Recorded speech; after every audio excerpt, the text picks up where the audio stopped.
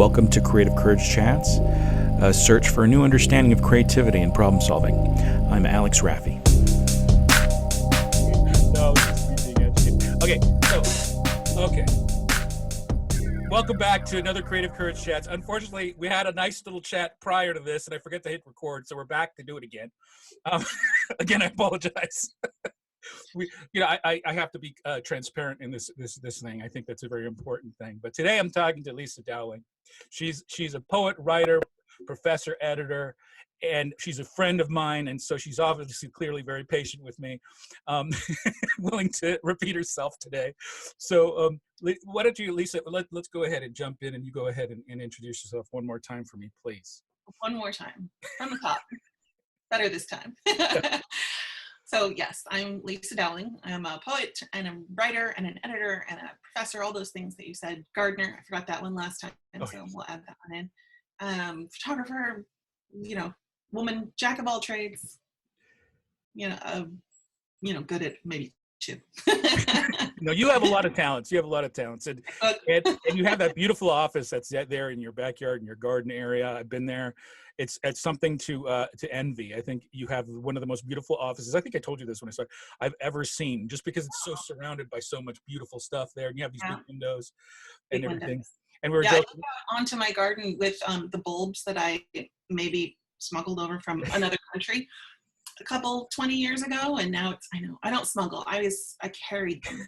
I don't smuggle. That's very quotable. I don't smuggle.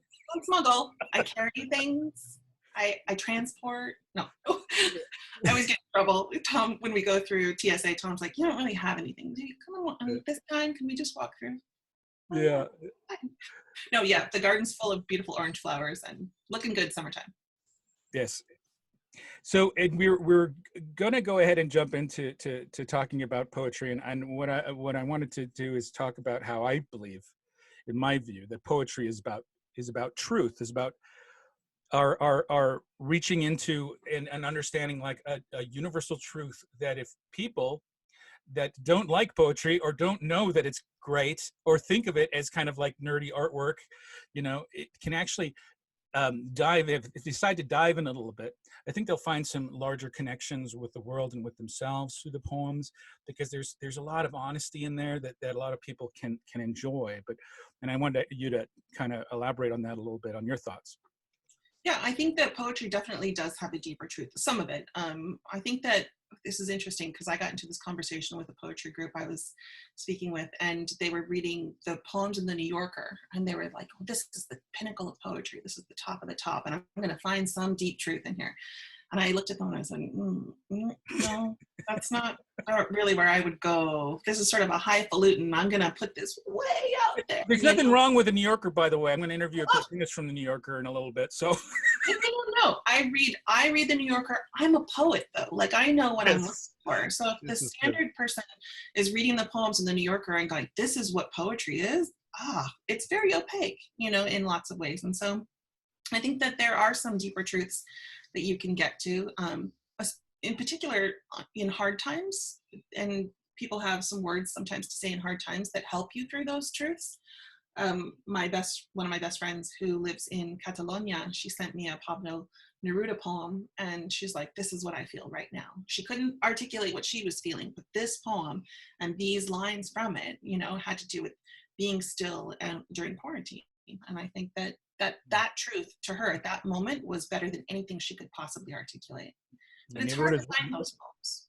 Neruda is one of my favorites. I think I've mentioned that to you before. He's definitely somebody that I turn to, and when I'm feeling, pretty much when I'm feeling anything, to be honest.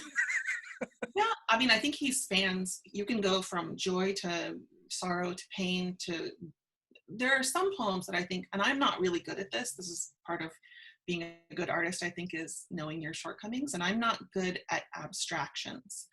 I am a concrete poet. So when people ask me what type of poetry do you write, I'm a narrative imagistic poet. It's very specific, right? So usually there's a story, and it relies on images to carry that story. And I think that Neruda is more of an imagistic poet, but also, beautiful at free verse, and and I'm not that good. So I think that we can find like a compliment to who we are in poetry often. If we're really high strung, we can read poetry to bring us down and find that truth within ourselves, or vice versa. Interesting thing about Neruda is he wrote in Spanish, and so most of the things that you read are translated in English. And sometimes I've read the translation, and because I know Spanish, and I don't know if it's translatable. So different. I know. So this one, I always read the translate. I actually look up the translators sometimes to see if it worked with them before, because if a poet, sometimes, obviously the poet's dead, this is not true, but sometimes poets will choose their own translators if they're still alive. Like I think I pulled the Zimborska book, and this poet will often work with the same translator. Yeah. You really know that you're getting what you're after, but I agree, there's often translations. I know French-ish, and so I'll read it and I'll go, oh no, that was so much prettier in the original. Right. It's true. So do you want me to read you the couple of lines from this? I'm just from the bottom. I think that this is really important right now. Obviously with the quarantine, we've been 110 days or something like that. I don't know, around there, where we're supposed to keep still. We're supposed to stay home. We're not supposed to be around other people. And for poets in particular, where you thrive, I think artists in particular, not just poets, where you thrive on interaction with people and all of this new information so you can process it into something interesting. So Neruda, keeping still. Now we will count to 12 and let's keep quiet. For once on earth, let's not talk in any language. Let's stop for 1 second and not move our arms so much. A moment like that would smell sweet. No hurry, no engines, all of us at the same time in need of rest. And then I'll jump to the bottom. If we weren't so single-minded about keeping our lives moving and could maybe do nothing for once, a huge silence might interrupt this sadness of never understanding ourselves, of threatening ourselves with death. Perhaps the earth could teach us. Everything would seem dead and then be alive. Now I will count to 12 and you will keep quiet and I will go. Obviously I excerpted that from the top and the bottom because there's lovely stuff in between, but I think this idea of slowing down and trying to find what's meaningful right now in all of this madness is important. And I couldn't say that, but he could, and I can find a joy in that. Yeah, I think what that makes me feel right off the bat. I am familiar with his tone and of his work and stuff because I've read a lot of it and everything. But when I that particular poem kind of reminds me when this first started and we were in quarantine for a while and I had literally not been outside, and then I decided I'm going to go for a walk, And when I went outside, I had the mask on just in case, but you're hoping you don't need it, and you're walking, and we have this path behind our house, and there were so many people walking. Oh, yeah. There's all tons of people. You never saw that many people when everything was fine outside walking. And then I noticed on the side of the path these little stones that someone had painted blue, the flower and stuff, and they were just left there. And then in chalk somebody wrote, "Please don't take my stones." Oh. And then you walked down the thing and there was like little stones, paths of just little beautiful little painted stones everywhere. And I think it was like a little kid who's like, "Please don't take my stones. I'm putting them out here for you, but don't steal them." Yeah, well, that's interesting because there's actually a project that it's online. I've been seeing it, and I walk as well. I walk around the neighborhood. I'm trying to get 3 miles every other day just to keep my sanity. Right. And there's kind of a project where they encourage kids to paint the stones, and it's got happy messages like, "Yeah, it's what it is." Maybe that's what it was. But you're supposed to take them, and you're supposed to leave them in different places for other people to find. So maybe that's why people were taking the stones. They didn't know, or maybe the kid doesn't know the project. I don't know. Either way, I thought that was kind of cute. Either way, but boy, it made me smile. And then I was like, because I had to work. I got to go outside, but I was like, it's so easy to just stay inside and just not do anything and keep doing your regular day. But to me, that's almost the calming is like do something that you're not. When he says stop moving your arms, I think of it as like when we're talking, especially Italians and stuff like that. And in Spanish, you're always moving your hands when we're talking, and stuff. But that's lovely poem. That's lovely. Dylan Thomas wrote about poetry. A good poem is a contribution to reality. The world is never the same once a good poem has been added to it. A good poem helps to change the shape of the universe, helps to extend everyone's knowledge of himself and the world around him. You agree with that? I love that. And I think, yes, especially if it's a good poem. So I think about good poems or good You made poets. sure and said good poem in there. Well, Yeah. I'm one of those, obviously, you can extend this to art, right? So what's good art? What's bad art? Oh, it's subjective. No, it's not. You can literally look at something and go, that's bad art. You know, you Right. can pretend it's good. It's not. And it's the same with poetry. There's some poems that are really meant to connect with you, to be something bigger in the world. I think about, Dr. Maya Angelou and her Oh, poems and God. how they just reverberate within you. I had the pleasure of seeing her speak once in San Diego with my best friend Carla, and I was changed by just the words. I mean, obviously her presence is magical, by her words. And I'm trying to think of the name of Obama's poet laureate. I just saw him. Why is it Oh, escaping me? yeah, I knew Uh, that. Richard Blanco. Yep. Oh, I had it right there. I just had to dig. I was going to look it up. I was just going to Google it. Okay, yeah, I saw him speak, and I didn't see him do the inaugural poem, so I didn't know what to expect. And again, I sat in a room with a couple hundred other people and listened to this man speak, and I thought, this is good poetry. Everyone in the room was rapt with attention, and we all left changed by it. I think that's a good poem. It can be really quiet, but it has to move you in some way away from who you were before you started. There's just a lack of understanding of the importance of art, I think, to some extent, in my opinion. That's one of the reasons I'm doing this. And you know, and I got a chance to talk to Tom, your husband Tom, and he was my teacher. And all I do is talk about him. He gets annoyed because all I do is talk about him. And He doesn't. He's the most humble. I love him. I Yeah. know you love him. Of course you do.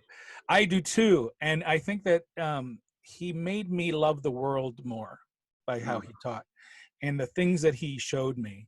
And I think that this is something I think is important for people that don't try to experience art in their own way, on their own pace, but make the effort, because I think there's so much to discover about oneself. Because this is my voyage has taught me that we don't know who we are.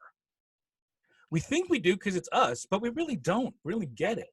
No. And I think that I go back to the good art. So I think that art and poetry really can help you understand who you are. But I think that poetry in particular can orient you. You thought you were in this direction, and you read this poem and you go, oh, wait a minute, I can think about the world in this way.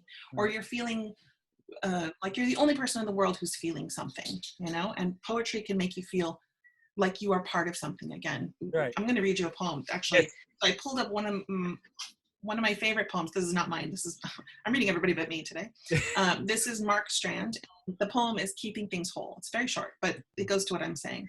In a field, I am the absence of field. This is always the case. Wherever I am what is missing. When I walk, I part the air, and always the air moves in to fill the spaces where my body's been. We all have reasons for moving. I move to keep things whole. And again, that's not how I write. I'm not that type of a poet. Maybe that's why I like it, right? Yeah. But it's a lovely little, I'm going to show you line breaking because it's important. We're talking about what makes a poem. And I'm a stickler for whenever you hear poetry and it's really beautiful, how does that look, right? Yeah. So this idea of it being really narrow and kind of tight and tense. It's interesting that you look at how it looks on the page. Always, yeah. I never even considered that. Really? Well, I've noticed it, but I've never considered it. Does that make sense? Right. So if you were to approach a poem like this and a poem like this, it would make you feel completely different. And then here's another one, just to look how thick with text this one is, right? Yes, yes. And so when you're reading poems, look at how light and airy that is. Yeah. Right? And so it's almost like the idea of the poem of being the shape. You walk into a room and you didn't know that room needed you at that moment to make it whole. That's kind of what he's saying, right? It's a beautiful little thing. Now the line breaks in poems, when you do the line breaks, there's the language, because the poems are read a certain way. There's a timing and the way that you read a poem, and I think that structurally it's written in that way. And I've noticed some poems are broken up. The sentences are broken up in odd places, And sometimes it's hard to wrap your brain around the reasons Why? for that. Yeah. What are some of the thoughts there on that? I mean, because is there a rule, or is it just kind of left up to the artist to decide? There is no rule in poetry, and that's the hard part, right? Because if you were like, oh, I know the rules of painting are you can't leave the canvas blank. You actually have to put paint on it. And poetry only has the rule in that there has to be words. And usually those words are heightened words. So you can't just put down, this is terrible, but there was a book of poetry recently that made it onto the New York, Review of Books or New York Times bestseller list.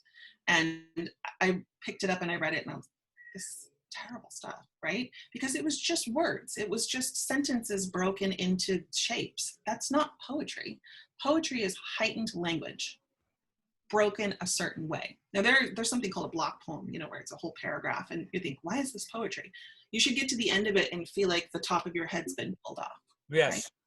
Right? And so I love that. Yeah. When you look at, oh, good. So when you look at the breaking on this one, if you'll notice right here in the middle of this poem, there's a really hard break. Everything else looks sort of similar, right? All the way down, but then there's this hard break. This one's mine. So some big shift happens here in content, right? So right in that moment, this is actually a love poem for my husband. You want to hear it? Yes, please. Okay, so I'll finish the sentence and then I'll tell you that. So breaking poetry, what I learned and the way that I sort of go with it is there should be tension at the end of a line. Okay. There should be something unexpected when you flip your eye around and go to the beginning of the next sentence. So there's always supposed to be some sort of purposeful break. And that can be tension, it can be unexpected, it can be a word that you want the reader's eye to linger on. And you do think about poetry both spoken and read, because this is where you get into trouble, right? People go, I don't like poetry because it's so much work. It's a lot of work, right? Yep. You can look at a painting and go, like the color, I see a dog, or whatever it might be. Yeah, whatever it is. But a poem actually requires you to build the image in your head. That's the hard part. Right. So you say you don't like poetry. Well, you don't like building the image in your head. That's why you think it's hard. It's hard because you're not doing the work. And I think that holds people outside poetry. So this one's a love poem to Tom, and it's called World in Your Hands. So this one's a little bit older, but wedding anniversary this summer. So. Oh, okay. You froze up for a second on my end there. Oh. Okay, I just want to make sure you weren't frozen up when you started reading. Go ahead. No, I was just saying it's our 20th wedding anniversary this summer in a couple weeks. And wow! Congratulations, that's great. I might actually see you guys this weekend. I think I might be out there. That'd be great. Yeah. I like it. So it's called World in Your Hands, and in general, poetry. I mean, poetry that I like. When you read it, it lasts about a minute and a half. And if you think about it, it's similar to a song, Mm-hmm. You know how you like songs and they're 2.5, 3.5, 4 minutes. But if it goes longer than that, you lose what happened at the beginning.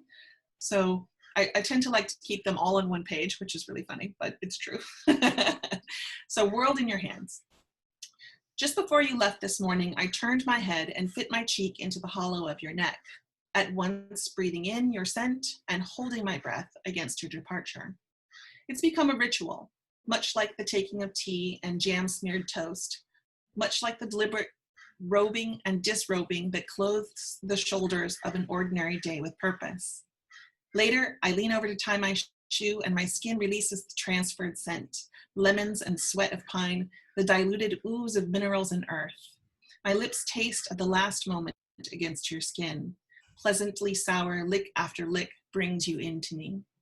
It is odd to take you in belatedly, your absence ameliorated by this unexpected gift. Each breath flips a page in a scented scrapbook. You in Rome with coffee on your tongue. You in salt-washed Galway eating oysters. You in Sevilla riding a train away from me, writing a letter that would become the first chapter of our story. This essence carries me back to the edges of a world where I was lost, where I stood on a bridge over a river that took the ashes of my regret and flowed impassively on.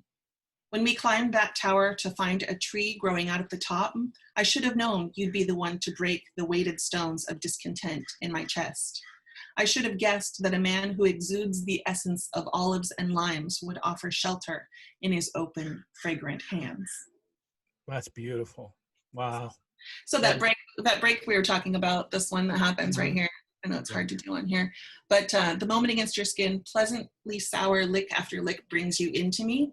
Hard break, right? Because you want the reader, the viewer, to go, what's happening? yeah. Take a breath, Yeah. and then it's odd to take you in belatedly. And so there's that whole sort of what's happening, and then out again. So you can use line breaks to do things like that as well. Yeah. To play with the Yeah, in my book, actually, there's a moment where I tell people to take a moment and pause, and I actually have an entire blank page where, just where there's nothing to read. You just like take the time now, and then there's nothing for a while, and it goes into. I saw a commercial go by with all of the quarantine commercials. I saw a commercial go by, and it said, "Take 30 seconds." It was for an app, obviously, but it kind of went around, and I thought something's going to happen, right? No, 30 seconds, and it kind of went around. I was like, I gotta say, that poem felt very, very, very kind of Neruda-esque to me, just in the sense of the smells and and everything that you're kind of bringing into it. I felt like you were, I mean, like you read it when you were in Spain or Chile or something. Like it just felt like there was like a beach nearby. Well, there is a beach nearby you, but it just felt like so personal, and like a personal moment in your mind that we kind of got let into, that people don't get let into much, but we've all had them. We've all had those moments. one would hope.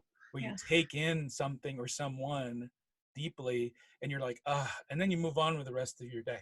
Yeah, but like, you stop and actually, admire that moment. And I think that's what poetry can do, is make you really go, oh, this makes me feel a certain way. Let's hold on to this for a minute. No, that's interesting too, to think of this, that you're a photographer also. Mm-hmm. Because I imagine photography, I think the way I see photography also is, that's another art form I can't do very well at all. I'm terrible at photography. You're just not trained. I tell people that all the time. They always say, I take a bad photo, or I can't. No, you're just not trained. But my wife is good enough at it to where I don't have any energy or will to even be better at it, because she's already great at it, so I don't care. So it's in my life anyway.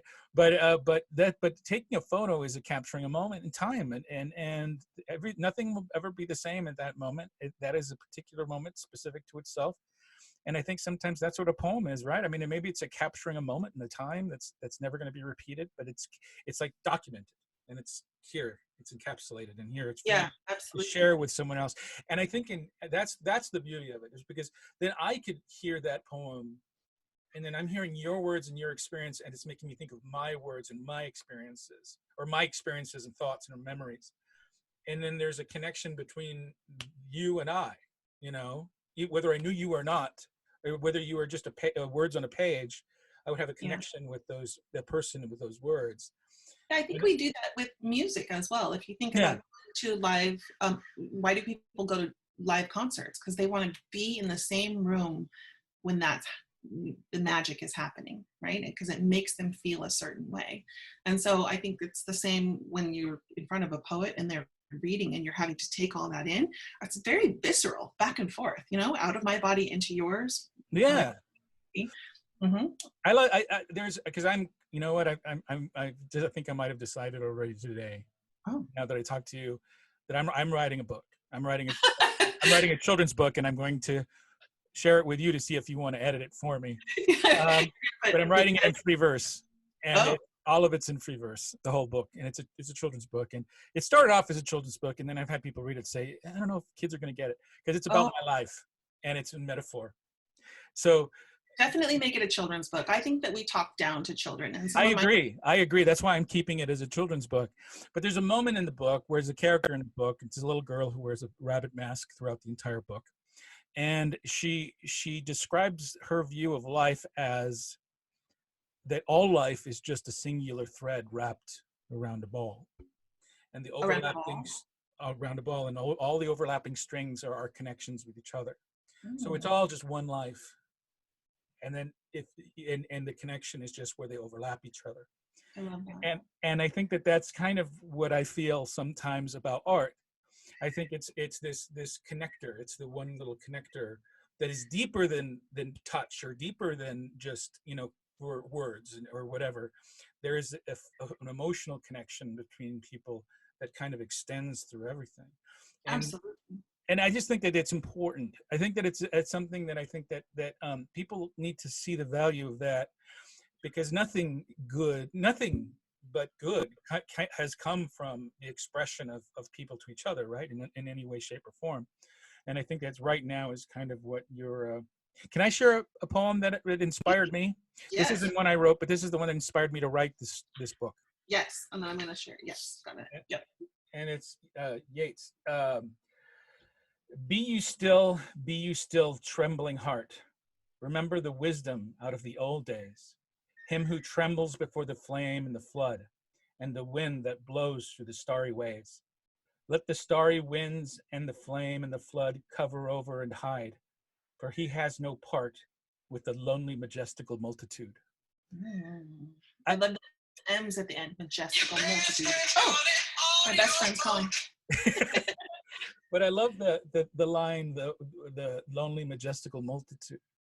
Because and that's actually what I'm thinking about naming the book, because the story is about my life and all the people who have come into my life and how we've become they're part of me, and we all kind of going in the same direction in different places, but we all kind of create this world. And the metaphor of a boat, it's a boy goes out on a boat and he gathers a crew, and the crew in this boat are all the people and things, not just people, but also the things that are important to him. Yeah. And the boat is just his life, and the ocean is the world. And I love that. Yeah, and I'm trying to. The Life of Pi. Sorry? The Life of Pi. Oh yeah. That was the tiger, right? Yes. Yes. That's very cool. I love the boat as the metaphor and all of the gathering of things together, and the way you say the threads crossing. I mean, there's so many great metaphors in there. Are you sure you don't want to write just poems instead? Well, I kind of writing it as though it's a poem. I mean, I've written a lot myself, actually, a lot of poems myself. I mean, I just on things. I wrote the one at the beginning of my book too, and but I love doing that. I just love, but that's not worth. Sometimes you write things not to share. You just write things because they're right. Oh, for sure. You need to process them. They're part of your. Yeah, I have a boat poem for you. I just great. I happen to have it on top. Perfect. You want to hear? Yes, I do.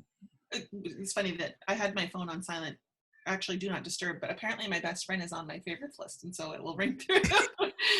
Noted. As it should be. Yeah. So this one, and the reason I bring that up is because I initially had started this poem,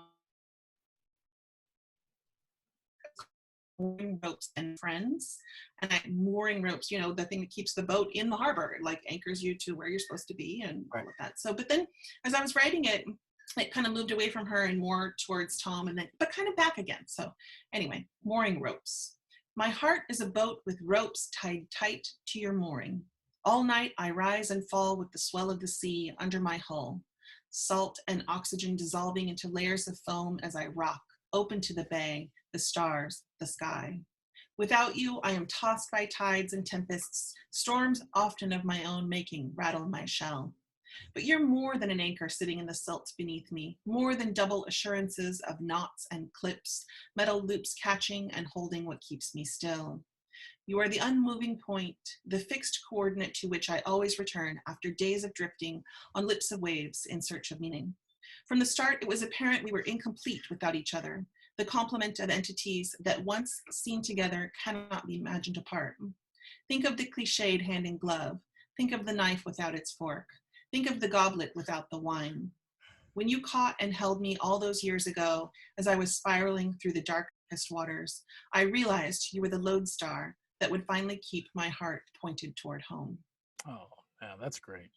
So, I mean, I think the idea that you have of, this is part of what poetry is. It's this universal attempt to understand what we're feeling and what other people are feeling and how those things can be a connection between us. I feel like we feel so disconnected, even though we have social media and all of these things that are supposed to keep us connected.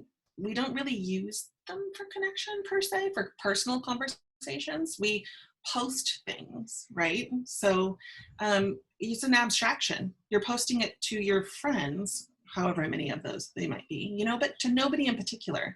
And I think that's why it feels so empty after a while, and people look for meaning photography and painting and sculpture and poetry and whatever it might be. Something concrete, something that really reflects a reality rather than an abstraction. Well, And that saying, I have all these abstract paintings behind me on my wall. yeah. This is Craig Antrim, one of my favorite painters ever. And I usually don't, it's hard for me to hang paintings in my office because I need everything to be, kind of open for vibes. I don't like representational work in my office. And these have been hanging there for 10 years. I will not move them. I love his work so much. Yeah. Well, actually, that's one of the reasons I'm going out there is because Bradford's going to do my portrait. He asked if I would come out to do the portrait, and I'm so crazy excited about that. I bet. What an honor. I so love his work. What a fantastic introduction that was. It's like that's now because of his work I'm different now. Because I love it so much, and that's kind of the whole point of this thing. It was such a privilege talking to him. But yeah, I think that we've tapped into a lot of things, and I think that it's really important for maybe for me, you being an instructor and someone so knowledgeable about poetry, is I want to encourage anybody that's even been thinking about poem or writing. What advice would you give to somebody who's curious about maybe starting? That's yes, I'm glad you asked me that, because everybody asks me that. Oh, you're a poet, who should I be reading? And I'm like, oh, that's like the most personal thing I could tell you. Right. What kind of jewelry do you like? Yeah. So I think that there are some poets who are infinitely more accessible, and if you're trying to get into poetry in the beginning, it depends on what you like. Like, some people like abstract paintings, some people like representational paintings, and so I got something, I'm trying to pull it from the bottom of my pile here. Billy Collins is really accessible, like his plain language, beautiful metaphors. I want to say he was a poet laureate as well. Yes, he was, quite some time ago. And he has a number of books with really beautiful, I teach from his books, a lot of people are anti-Billy Collins because he's a little too accessible, if that makes sense. Right. But I think that if you're getting started, if you just want to know what poetry can be like, obviously go with the masters, Billy Collins. If you like, there's Bona Rourke, she's really lovely, Irish poet. Sharon Olds, who's one of my idols, I actually met her. She came to Cal State Long Beach. This is one of her earlier books, The Dead and the Living. Look how look. You can tell it's a loved book, right? Yeah. Here at Cal State Long Beach. Galway Canal, another good one. The Selected Poems at Galway Canal. So I would here's my tip. Nobody goes to bookstores anymore, right? But if you ever get a chance to go into a bookstore with a real poetry section, just start pulling out. Notice these books are all tiny. They're slim little volumes. Open to a page in the middle. Read for 10 seconds. If it grabs you, that's your poet, right? That's great advice. If you open it and you're like, woo, put it back on the page. Oh, I literally sit at Chaucer's bookstore in Santa Barbara. Their poetry section is the best. And I pull out hundreds, they have hundreds, and I'll pull one out, open it, nope, shelf. Pull it out, open it, nope, shelf. You don't have to like everything. You're not going to, but find something you do and then start looking at who they like. And like artists, oh, I like your artwork. Oh, here's my friend so that's similar. So I really love that method. It's just right in the middle of the book. You don't have to read an entire poem. Read just a few lines, and if something grabs you, because they need to, because Charles Bukowski said this. Charles Bukowski said that writers are just boring to him. He said every line needs to have juice. That's how I think he referred to it, as juice in each line. It has to be dripping with juice. Yeah. And if you find a book and in the middle random lines make you feel something, that's a good sign. That's absolutely right. Yeah. And don't take anybody else's word for what good and bad is either. I mean, even mine. Even mine, I mean, I think I read a lot of poetry, so I know what I like. And there's a lot of people who like language poetry, or the one that's on the New York Times bestseller list. I don't jive with it. And so, find what you like and try. You can also go to poets.org online, and Poetry Daily and Rattle and Palette Poetry, all of these places, and just read a poem a day. Find the site that you like the best. And, even if you don't like it, you're getting that exposure. You're opening yourself up to those ideas. Right. Yeah. And people, it's funny because people would say I don't like, and then they put a kind of art at the end. Yeah. It doesn't make any, it's really not true, because we consume art in every level, in every way. We consume poetry daily without even knowing it. I mean, in good writing, in the way that, in the way someone writes in a movie, like you'll see in a movie and you'll love a line in a movie. And it may not be intentionally poetry, but there is a connection in the intent of trying to express a thought and an idea. And I think that it's not, you don't know until you do this thing. One of the things I talk about in my idea of creativity is forecasting. And a lot of times we don't do the work required to dive into something because we assume we know what the end of the process is going to feel like. And I've had plenty of times where I started reading a poem, not even really knowing what I was going to end up. And at the very end, I had a whole feeling, a new feeling, something that just brought me into a different place. And I kind of wade in that warm water for a little while. And I never would have had the opportunity to do that unless I actually started going through the process of reading. And I think that's the same thing when you were, that's the same. Now think in terms of that, think in terms of considering the fact that I'm not going to let myself guess what I'm going to feel at the end of this. I'm going to try to experience it for what it's worth, and then discovering something fresh and new. And now imagine doing that in terms of trying to solve problems in your life. Then Yeah. you start approaching this problem not because you assume you know what the ends are going to be. It's because I'm going to go through this process and see how I feel at the other end of this. So there's this deeper meaning in all of this. Poetry is not just about poetry, it's about life, it's about truth, it's about who we are and why we're doing it. Same with any other art form. Yeah, and I think it's the way that we sort of tap into the processes of the world, right? Right. There are things that work outside of us that sometimes make us feel small and insignificant, and then there are these little ties like poetry that pull us just for a moment into what you were talking about, that great ball of connections of, oh, somebody else has felt this way, or oh, I could never have articulated this, but this is in my heart as well. And I think that to have those moments where your threads cross are the most beautiful parts of human connection. And you can find that in poetry, you can find that in other ways as well. But poems, I think you can carry them around. Like I used to have one in my car all the time that I used to pull out and read. And unlike a painting or something like that, you can carry it around and it can really become a touchstone to what you find true in life. Thank you for talking to me. My pleasure.